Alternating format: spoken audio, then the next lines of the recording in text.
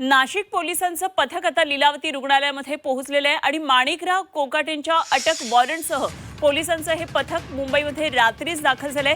सर्वात आधी पथक वांद्रे पोलीस ठाण्यामध्ये पोहोचलं, तिथं कायदेशीर प्रक्रिया पूर्ण केली, त्यानंतर ते तिथून निघाले।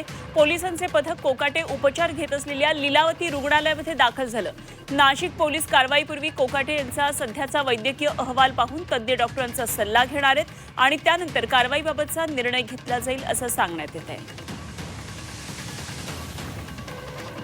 एकदा आपण ग्राफिक्सवर ही सगळी माहिती पाहूया, काय नेमक्या या सगळ्या घडामोडी कोकाटेंसंदर्भात घडल्यात। रात्रभर लीलावती रुग्णालयात काय या घडामोडी घडल्या, तर नाशिक पोलिसांचं पथक रात्री 10:35 अटक वॉरंट घेऊन लीलावतीमध्ये दाखल झालं। पोलिसांनी लीलावतीतील रात्रपाळीचे इंचार्ज डॉक्टर कुलदीप देवरेंचा जबाब नोंदवला। कोकाटेंवर केलेल्या उपचारांची माहिती रुग्णालय प्रशासनाकडून जाणून घेतली। पुढे काय उपचार करणं अपेक्षित आहे याबाबत लेखी माहिती मागवली।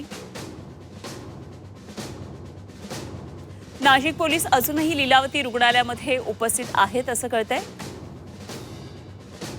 त्यामुळे त्या लीलावतीमधून काय नेमक्या घडामोडी आज दिवसभरात घडतात हे पाहणं महत्त्वाचं ठरणार आहे। तर डॉक्टरांच्या सल्ल्यानुसार आज कोकाटेंवर अँजिओग्राफी होणार आहे आणि कोरोनरी अँजिओप्लास्टी टेस्ट देखील केली जाणार आहे। वैद्यकीय अहवाल आणि तज्ञ डॉक्टरांचं मत लक्षात घेता अटक वॉरंट पोलीस रुग्णालयामध्ये दिलं जाऊ शकतं अशीही माहिती सूत्रांनी दिली आहे। सध्या माणिकराव कोकाटे हे लीलावती रुग्णालयामध्ये दाखल आहेत। आज त्यांच्यावर अँजिओग्राफी होणार आहे। कोरोनरी अँजिओप्लास्टीचा सुद्धा उपचार होण्याची शक्यता आहे।